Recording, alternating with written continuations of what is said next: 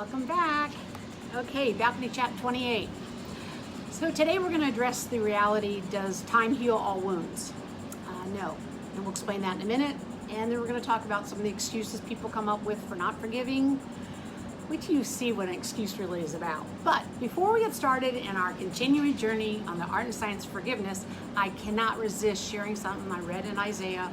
And I love when you can read a familiar passage, like everybody knows it, and then look at the verse that follows it, and it changes everything. So when I read the first verse, you'll be like, oh yeah, I even have a picture of that. Actually, I have a picture in my front room of what I'm going to read. In Isaiah 40, and these are verses 11 and 12, Isaiah 40, very famous passage. They always quote that passage. They love the beginning, people love the end. Oh, I found something in the middle I love. It says, he will feed his flock like a shepherd. I love this part. He will carry the lambs in his arms, holding them close to his heart. And I have a picture of Jesus holding a lamb close to his heart. So that's Isaiah 40, verse 11. Well, I love that, great, bravo. But then I read the next verse, and I think I just heard the crane revving up. Excuse me, there's a crane on top of this building. Oh no, please, Lord, help us get through. Next verse. Who else has held the oceans in his hand? And I read that, that's the next verse, and I thought, wait a minute, you're talking about carrying a little lamb so close to your heart, hearing your heartbeat, and then holding the oceans in your hand. And the minute I read that, the Spirit of God literally said to me, Jack, he calls me Jack. He carries you close to his heart, and he holds the stormy seas in his hand. So in a sense, I'm snug up against Papa, regardless of the stormy seas that he might be holding. And I'm looking at some kind of exciting ocean out there right now. So I look out and I'll think, you hold the stormy seas. So no matter what's going on in your life, what's going on in the news, what's going on in our world, what's going on in the universe, remember, he carries those that are his close to his heart like a snuggy little lamb, and he as well as holding a tsunami in his other hand. Whoa, Papa God's got it all. We're good. Now, question, does time heal all wounds? Well, sorry, no. I know people who have carried wounds for 4 decades. So how come all that time passing didn't heal the wound? Well, last week we talked about the beginning of forgiveness is to specifically name the offense and allow it to be exposed and then to bring it to God. Well, I started reading a statement about time. Time does heal, but time only heals the wounds that we allow the light of God to shine on and expose. See, if we don't let God really expose it, and you're like, well, wait a minute, what do you mean? See, sometimes we've moved like a marginal sin to a mortal sin, and then a most grievous sin. Remember I talked about swallowing a lizard and ending up with a dragon? Well, whatever we tuck down, suck it up, buttercup, push it down, it is growing, it's fermenting, it is not being resolved. Might not be talking about it, but it doesn't mean it's left. So time only heals wounds that are given to Papa. You turn it over for his light to expose it. You turn that person over to him and let Papa take care of them. And you, as his little secure lamb, skip about and get back to the work God's called you to do. I was telling someone today about the distressing times that are in. I said, yeah, but you know what? The distressing times does not get us off the hook to do what God's called us to do. Life's going on. People are still in need. People are still needing counsel. People still needing Jesus. My granddaughter and her best friend went to feed the homeless last night, and they sent a picture of the 2 girls, and they're so excited. They're such good friends, and I thought, man, how I wish I had a 10-year-old friend when I was 10 who was concerned about doing something for someone else besides themselves. How cool is that? But that's what forgiving freely frees you up to be free to serve. You want to understand, you're carrying all the heavy weight down, you're all exhausted emotionally. See that we want to get rid of that stuff to get freed up, set free. Skip it along, girlfriends. Now, I was going to go in this different direction. The minute I finished the balcony chat last week, within moments, I got an email that said, the power of forgiveness and the freedom it brings continues to amaze me. To think that all these years I spent comfortably wearing my cozy sweatshirt of unforgiveness decorated with grudges. Did you slip back into your grudge comfy t-shirt this week? Or have you been walking around in your wedding clothes pleasing the king, forgiving freely. What kind of week have you had? Tuxedo, wedding gown, or comfy old grudge-stained shirt? So as if that comment was not enough, I don't know about you, but I get this feed every day from desiringgod.org. Oh my goodness, so many good articles, but this one, I just tapped and went to get on my computer, and the first thing that comes up is forgiveness is spiritual warfare. I'm like, no duh. But then I started thinking about, whenever people talk about spiritual warfare, it's kind of in that, ooh, heavenlies, hocus, not hocus pocus, but it's out there, it's not down here where we all are. Guess what? One of the most noble things you can do in the area of warfare is to forgive. Because Satan outwits us through what we don't forgive. So in a sense, one of the weapons of warfare, because we think about, oh, the sword of the Spirit, Ephesians 6, the armor of God, bravo, yay.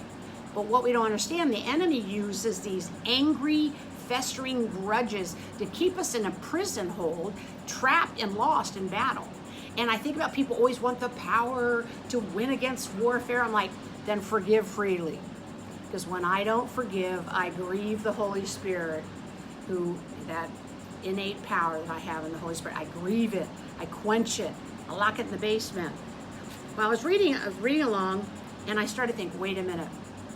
Since the 90s, I've been teaching about all the excuses people use to not forgive. And they sound very justifiable, very convincing, some of them, I must admit. I'm going to give you one story. You're like, well, I can see why she wouldn't forgive. But what I know I grasped it because I taught on it. But to think that when a person comes up with an excuse on why they're not going to forgive, like a sibling or a parent or an in-law or outlaw or a present spouse or an ex-spouse, whatever they're explaining why they're not going to forgive them, or how they can't let it go, how you just don't understand, I'm listening to a person who has been seduced. People like that word. Sorry. Because it literally says, and I quoted this a couple weeks ago, 2 Corinthians 2 verse 11, when it talks about, Paul says, if you forgive that guy, trust me, I'm forgiving him too. And you're thinking, well, what do you mean? If you all forgive him, I'm going to forgive him too, because I don't want to be outwitted through Satan, because we're not unaware of his strategy. And his number one strategy against all these precious Christians is to have us living in a state of unforgiveness. And all of a sudden I thought, seduced. I've been seduced by the enemy into unforgiveness. See, people don't want to think of that way. Like, well, you don't understand what I've been through. Well, this guy was giving a list of all the, the excuses. Why they wouldn't forgive. And when I read the list, I'm like, oh, that's not working. Listen to this. This is one of the typical remarks. It says, did you see how he hurt me? Why would I make myself vulnerable again? The pain's still fresh. So fresh and deep. How could I possibly pretend to be okay? I'm not asking you to pretend to be okay. It was a real hurt. It's a great loss. But you need to take it to God and let him expose it, free you up from it, so you are not defined the rest of your life. You're not seduced to carrying around a angry grudge. Remember that sloppy old shirt? It's comfortable, but it's angry. I read this other comment where it says, this is a dozenth time that he has done this to me. Haven't I forgiven him enough? I'm going to address all these. I'll never be able to trust her or him again. How could I ever forgive? Those are the voices of people that it sounds like unforgiving voices. Those are voices of people that Satan has very cleverly seduced into what? Unforgiveness. Some of you are like, what? All I got to say, I was thinking about this the other day. Satan hates when I forgive. Because he hates forgiveness. Because forgiveness has to do with grace and mercy. And guess what that has to do with? God. So as his opponent, he hates forgiveness. When I forgave my father by faith for what he did to all seven of us. When I forgave my mother for staying with him. When I did that by faith, I received forgiveness by faith when I was born again. I receive it daily from God by faith, and I give it by faith. But what I realized when I say, well, I'm not forgiving them, they don't deserve, he's so horrible, I'd rather run him over in a truck than her. Who pulls out his pom-pom? Here comes Satan. He's cheering away. He loves when I'm in a state of unforgiveness. I don't want him cheering and waving pom-pom because I'm not forgiving. I don't want him cheering as I'm marinating and going over what was said to me and how rude it was and how unkind and how love. It's like I'm writing a stage play. He's like, keep it up, girlfriend. He might even give me some tips for the second part of the play. I don't want Satan cheering when I'm in a state of unforgiveness. That's horrible. It's bad enough that I'm not forgiving freely, but to think that Satan's like, go, breaking it out. Well, I started to think about everybody who's like, well, there are some things that are so horrible. Jack, you cannot expect me to forgive, certain things. And I hear you, but I must mention something. Forgiveness from this day forward, no matter what I'm going to be going over, you have to keep this in the back of your mind. As a follower of Jesus, I got adopted into the family of God, so did you, by a gift. It's a gift. And it was a gift of love, big gift of love. But the component that set me apart from everyone else was I was completely forgiven by Jesus. When he yelled on the cross, it is finished, it is forgiven. So when I hang on to something and marinate, write plays about it, journal about it, tell 25 people about it, what I'm doing is I'm keeping unforgiveness alive, which as a forgiven woman, all I'm doing is getting the enemy going, see her, she's supposed to be such a great Christian. We're most like Jesus. Not necessarily. It's funny because people think of you're most like Jesus, like when you'd be doing what my granddaughter did. She's out there feeding the homeless last night. That is lovely. Good works. Bravo. We've been created for him. People think they're most like Jesus when they do all the right things, cross all their T's, dot all their I's. No. I am most like Jesus when I forgive by faith as freely as I have been forgiven. So in a sense, think about this. When I consider, like, I can't possibly forgive her, or I can't possibly forgive him, what I've just demonstrated is how small my faith is. Because remember, I received my big gift of forgiveness by faith, but I have to daily give gifts of forgiveness by faith. Now, some of the things I need to forgive daily don't require such a huge gift back. We're going to look at those variety in the weeks to come. But some things we have to forgive.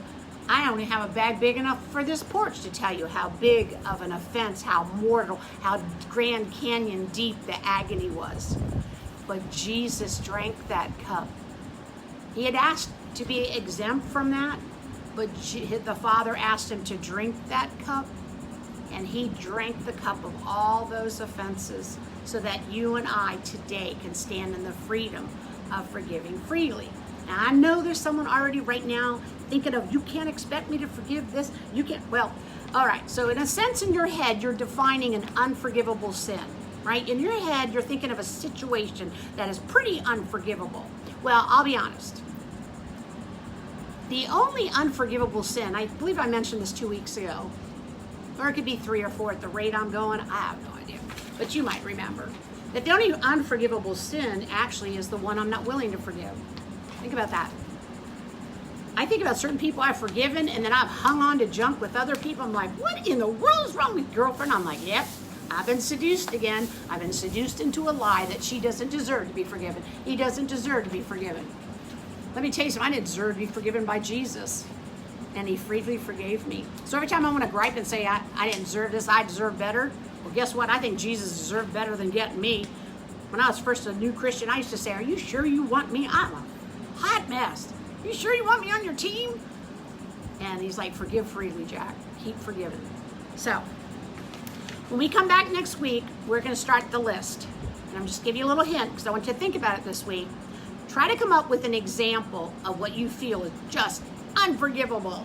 Like Jackie, I agree with what the Word of God says. I have been freely forgiven by faith, and I'm going to freely forgive. Except, like you have a clause of except, you can't expect me to forgive this. I used to say things about what I could forgive, and then I'd mention one thing I can't forgive, and I never realized I was making a joke out of it. Wow, I was showing an area of disobedience and such unChristlikeness. I was limiting what I could forgive. So, first excuse we're going to look at, and remember, they're excuses, they're never a reason. Because when you've been seduced by a lie, it sounds like a reason to not forgive. It's just an excuse, which is sin. I'm going to end with an illustration of what I think this person could legitimately get off the hook of having to forgive. I wrote about it. It happened in 2007, April 18th. I remember reading the story, and I remember crying. I remember sharing with other people. I remember a doctor in North Carolina who actually created a fountain of remembrance to pray for this precious little family. There was a family that went from Germany to Turkey as missionaries, and they were the husband, Tillman Keski. He was meeting with some men who showed interest in wanting to learn the Bible and learn about Jesus. So there's 2 converted men from Turkey, and then 3 joined them. So the 3 kept coming each week. What they didn't know, they were radicals who were faking interest in learning about Jesus, learning the Word. And on one of their visits on April 18th, they attacked the 3 men, including Tillman. They tied them up, and one young man filmed them as they castrated all 3 men, disemboweled them, stabbed them continually as they're laughing, and then slit their throats. Now, I had a hard time with that story. I was stunned beyond words. They showed the wife and his 3 little kids, little Germans, I always say the little blondes, little towheads, 2 little boys and a little girl, and I'm looking at them thinking, they left their home country to go to Turkey for Jesus, and look what happened. Now, I think his wife, Susan's a little justified in sulking and holding on to that kind of terrible tragedy for a long time. But what happened in the news? It says the nation, the nation of Turkey, it says in the news, they were shocked by the widow's willingness to say, Father, forgive them, for they know not what they do. And her statement was, I do not want to return home to Germany with my children with all that bitterness in my soul. So today I forgive the ones who murdered my husband. I'm reading this article, I'm blown away, but I thought she would seem like one. She's like a good example why she shouldn't have to forgive. So ponder it this week and think of maybe one that you would think, well, I could see not forgiving that. To me, Susan was enough for me, and I've got a bunch more, but just think about it. Every time you think you have an excuse, or a reason, when it comes to the cross, it's just an excuse. Don't go there. Love freely. You've been loved freely by Jesus. You need to be as extravagantly sharing love as he has extravagantly forgiven you. And it was a big bag of love and forgiveness, and get ready to learn how to pass out those big bags of love and forgiveness. Blessings. See you next week.